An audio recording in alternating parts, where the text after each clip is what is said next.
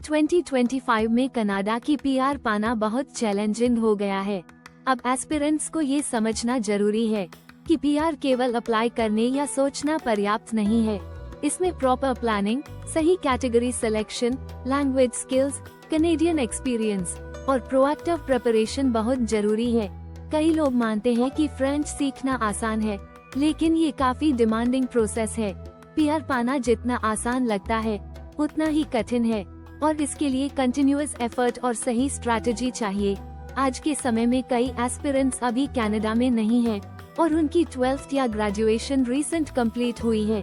उनकी प्रायोरिटी होती है जल्दी से जल्दी कनाडा जाकर पीआर की प्रोसेस शुरू करना। इस सिनेरियो में सबसे पहले ये देखना जरूरी है कि कनाडा में कौन सी जॉब कैटेगरीज में लॉन्ग टर्म शॉर्टेज है। हेल्थ केयर और स्किल्ड ट्रेड्स हिस्टोरिकली ऐसी कैटेगरीज हैं जिनकी डिमांड कनाडा में हमेशा रही है और आने वाले 2-3 सालों में भी बने रहने की संभावना है।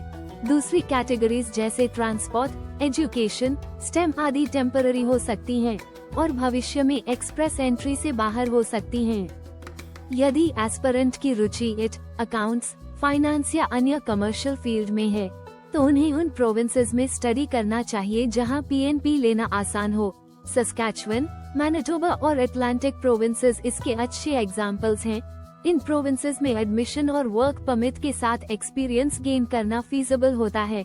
इनिशियल प्लानिंग में एस्पिरेंट को ये रिसर्च करना चाहिए कि कौन सी प्रोविंस उसकी फील्ड में अपॉर्चुनिटीज प्रोवाइड करती है और पीएनपी एलिजिबिलिटी क्राइटेरिया क्या है। इसके बाद दूसरे सिनेरियो में ये देखा जाता है कि एस्पिरेंट ने होम कंट्री में ग्रेजुएशन कंप्लीट कर ली है और अब कनाडा आना चाहता है। ऐसे एस्पिरेंट्स के लिए सबसे पहले 1 साल का रेलेवेंट वर्क एक्सपीरियंस गेन करना क्रिटिकल होता है। यह एक्सपीरियंस कनाडा में डिमांड वाली फील्ड में होना चाहिए। एस्पिरेंट मास्टर्स कोर्स के लिए कनाडा आते हैं और शॉर्ट टर्म डिप्लोमा या सर्टिफिकेट कोर्सेज अवॉइड करते हैं। यूनिवर्सिटी सिलेक्शन में ध्यान देना चाहिए कि यूनिवर्सिटी रिकॉग्नाइज्ड हो, अच्छी रैंकिंग हो और पढ़ाई क्वालिटी के हिसाब से रोबस्ट हो। ये फ्यूचर पीआर प्रोसेस में सीआरएस स्कोर और पॉइंट्स मैक्सिमाइज करने में मदद करता है। सीआरएस कैलकुलेशन के अनुसार यदि एस्पिरेंट सिंगल है, एज 26-27 है, ग्रेजुएशन कंप्लीट है और होम कंट्री में 1 साल का वर्क एक्सपीरियंस है, तो इनिशियल सीआरएस स्कोर लगभग 52 आता है। ये स्कोर बहुत कम है, इसलिए वर्क एक्सपीरियंस एक्सटेंड करके सीआरएस स्कोर 552 तक बढ़ाया जाता है। इससे ईटर और पीआर मिलने के चांसेस सिग्निफिकेंटली बढ़ जाते हैं। कनाडा में स्टडी करने वाले एस्पिरेंट्स के लिए ये सिनेरियो भी सामान्य है कि कोर्स कंप्लीशन स्टेज पर आते हैं और कोर्स चेंज पॉसिबल नहीं है। इस स्थिति में पढ़ाई कंप्लीट होने के बाद एस्पिरेंट को ऐसी जॉब ढूंढनी चाहिए जो एक्सप्रेस एंट्री की मेन कैटेगरीज में आती हो। ये सीआरएस को बिल्ड करने में मदद करता है। यदि जॉब इमीडिएटली अवेलेबल नहीं होती है, तो प्रोविंस स्विच करना एडवाइजेबल होता है। प्रोविंस स्विच करने से भी पीएनपी एलिजिबिलिटी इम्प्रूव होती है और सीआरएस को मैक्सिमाइज करने में मदद मिलती है। अगर जॉब नहीं मिलती और प्रोविंस स्विच भी पॉसिबल नहीं है, तो एस्पिरेंट को फ्रेंच लैंग्वेज सीखने पर फोकस करना चाहिए। फ्रेंच सीखना चैलेंजिंग है, लेकिन सीआरएस एडवांटेज सिग्निफिकेंटली बढ़ा देता है। रीसेंट ड्रॉज में फ्रेंच कैटेगरी का कट ऑफ लगभग 481 था। यदि 12th के बाद कोई डिप्लोमा या सर्टिफिकेट कोर्स किया जाए और सेल्फ पिप एग्जाम में अच्छे मार्क्स लाए जाएं, साथ ही पढ़ाई कंप्लीट होने के बाद 1 साल कैनेडियन एक्सपीरियंस गेन किया जाए, तो सीआरएस को लगभग 425 आता है। फ्रेंच B2 लेवल क्लियर होने पर सीआरएस 487 तक बढ़ जाता है। कैनेडियन एक्सपीरियंस के साथ यह स्कोर 512 तक पहुंच सकता है। यदि एस्पिरेंट ग्रेजुएशन के बाद कनाडा आता है और होम कंट्री एक्सपीरियंस पहले से है, तो सेल्फ पिप एग्जाम में मैक्सिमम स्कोर अचीव करना फोकस होना चाहिए। फ्रेंच ऑप्शनल है, सभी मॉड्यूल्स में हाई स्कोर लाना, कनाडा में 1 साल रेलेवेंट जॉब करना और कैनेडियन एक्सपीरियंस बढ़ाना सीआरएस 542 तक ले जा सकता है। एक्सटेंडेड स्ट्रैटेजी में फोकस हमेशा सेल्फ पिप, कैनेडियन एक्सपीरियंस और फ्रेंच प्रोफिशिएंसी पर रहता है। होम कंट्री एक्सपीरियंस होने पर चांसेस और भी हाई हो जाते हैं। वेटिंग या प्रोक्रास्टिनेशन मेजर मिस्टेक्स हैं। पोस्ट ग्रेजुएशन वर्क परमिट का इंतजार करने से डिलेज और डिफिकल्टीज बढ़ सकती हैं। प्लानिंग स्टार्ट करने के लिए एस्पिरेंट को फर्स्ट डे से ही रिसर्च करनी चाहिए। ये रिसर्च एनकम्पस करती है job categories, PNP eligible provinces, language requirements, university ranking, course selection, financial planning और नेटवर्किंग, साथ ही सर्टिफिकेशंस और साइड कोर्सेज करना भी CRS को इंक्रीज करने में मदद करता है। जैसे ही नेक्स्ट सेमेस्टर स्टार्ट होता है, जॉब एप्लीकेशंस, नेटवर्किंग और रेफरेंस बिल्डिंग शुरू करनी चाहिए। CRS स्कोरिंग को समझना भी बहुत इम्पोर्टेंट है। CRS points age, education, language proficiency, work experience और प्रोविंशियल नॉमिनेशन पर डिपेंड करते हैं। एज 2029 में मैक्सिमम पॉइंट्स मिलते हैं। मास्टर्स या Canadian education points significantly increase करती है। सेल्फ पिप और French proficiency extra points add करते हैं। वर्क एक्सपीरियंस होम कंट्री या कनाडा दोनों से कंट्रीब्यूट करता है, लेकिन कनेडियन एक्सपीरियंस का वेटेज ज्यादा होता है। टाइमलाइन प्लानिंग भी क्रूशियल है। यदि एस्पिरेंट अभी 12th कंप्लीट है और कनाडा आना चाहता है, तो सबसे पहले डिसाइड करना होगा कि कौन सी फील्ड में डिमांड अधिक है। हेल्थ केयर और स्किल्ड ट्रेड्स प्रायोरिटी होंगी। एडमिशन प्रोसेस, वीजा डॉक्यूमेंटेशन और फाइनेंशियल प्रूफ की तैयारी साइमल्टेनियस करनी चाहिए।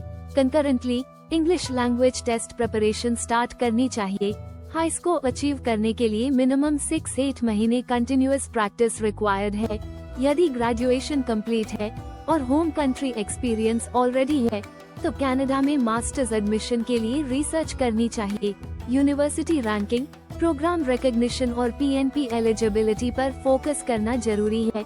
एडमिशन एक्सेप्ट होने के बाद स्टडी परमिट और फाइनेंशियल प्लानिंग फाइनलाइज करनी चाहिए। वर्क एक्सपीरियंस गेन करने के लिए इंटर्नशिप या पार्ट टाइम जॉब्स एक्सप्लोर करनी चाहिए। CELPIP exam parallel prepare करनी चाहिए ताकि CRS को मैक्सिमाइज हो सके। कनाडा में स्टडी करते समय नेटवर्किंग, रेफरेंसेस और प्रोफेशनल डेवलपमेंट भी क्रिटिकल हैं। इंडस्ट्री रेलेवेंट एक्सपीरियंस और वॉलंटियर वर्क CRS स्कोरिंग में मदद करते हैं। जैसे ही कोर्स कंप्लीट होता है, इमीडिएटली वर्क परमिट और फुल टाइम जॉब अप्लाई करनी चाहिए। जॉब कैटेगरी और लोकेशन CRS स्कोर पर डायरेक्ट इम्पैक्ट डालते हैं। यदि डिजायर्ड जॉब नहीं मिलती, तो प्रोविंस स्विच या फ्रेंच लैंग्वेज कोर्स स्टार्ट करना जरूरी है। फ्रेंच सीखना चैलेंजिंग है, लेकिन CRS एडवांटेज सिग्निफिकेंट है। B2 लेवल अचीव करने के लिए consistent effort, mock exams, conversation practice और ऑफिशियल करिकुलम फॉलो करना चाहिए। 6-12 महीने की फोकस्ड प्रिपरेशन रियलिस्टिक है। फ्रेंच कंप्लीट होने पर CRS को इंक्रीज होता है और PR चांसेस हाई हो जाते हैं। एक्सटेंडेड सिनेरियोज में ये भी कंसिडर किया गया है कि यदि aspirant post graduation already start कर चुका है और होम कंट्री एक्सपीरियंस पहले से है, तब भी CRS मैक्सिमाइज करने के लिए CELPIP, relevant job, networking और स्ट्रैटेजिक प्रोविंस स्विच क्रिटिकल होते हैं। टाइमिंग, प्रिपरेशन और प्रोएक्टिविटी डिफाइन करते हैं कि PR अचीवेबल होगी या नहीं। कनाडा PR स्ट्रैटेजी में सक्सेस डिपेंडेंट है। Right category selection, health care, skilled trades या high demand jobs, strategic province selection, Saskatchewan, Manitoba, Atlantic provinces.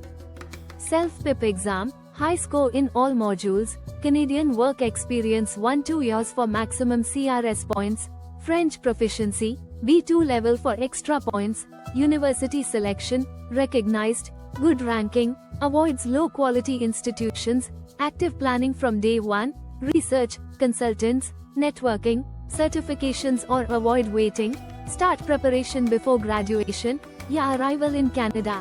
Planning में proactivity बहुत जरूरी है। वेटिंग करने से मिस्ड अपॉर्चुनिटीज और लो CRS स्कोर्स क्रिएट होते हैं। यदि एस्पिरेंट जल्दी प्लानिंग और एग्जीक्यूशन करता है, तो PR अचीवेबल है। CRS मैक्सिमाइज करने के लिए सेल्फ पिप, कैनेडियन एक्सपीरियंस और फ्रेंच प्रोफिशिएंसी कंबाइंड स्ट्रैटेजी सबसे इफेक्टिव है। कनाडा PR प्रोसेस एक लॉन्ग टर्म जर्नी है। एस्पिरेंट को कंटिन्यूअसली रिसर्च करना चाहिए, अपडेट रहना चाहिए, नेटवर्किंग बिल्ड करनी चाहिए और रिक्वायर्ड सर्टिफिकेशंस कंप्लीट करनी चाहिए। CRS को बढ़ाने के लिए हर पॉसिबल ऑप्शन यूटिलाइज करना चाहिए। CELPIP exam, high score, relevant work experience, French proficiency और प्रोविंस सिलेक्शन एक साथ मिलकर PR चांसेस सिग्निफिकेंटली इम्प्रूव करते हैं।